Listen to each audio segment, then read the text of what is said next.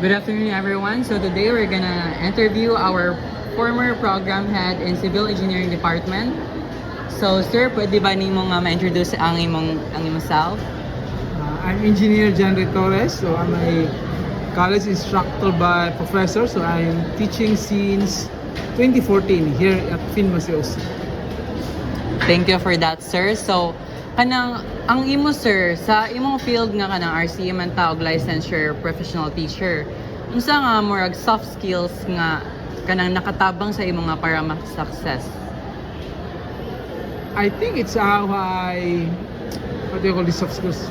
How I relate to the students. So And we're kanang skills na to, sir, nga kanang nakapatabang sa ato nga mas successful ano bitaw?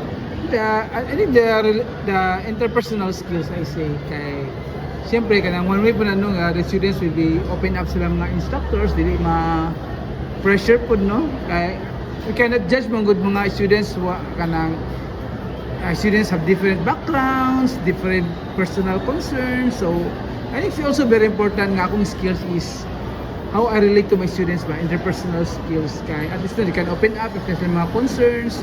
I can understand them if may mga problema po like di makapasa og mga ilang mga requirements, anong absent like. Thank you, sir. So, ikaw last. Kanang unsay mong mga ma-advise sa mga students, sir? So sa ilang mga academic na mga problems baka or kanang sa ilang mga pag-drive through academically.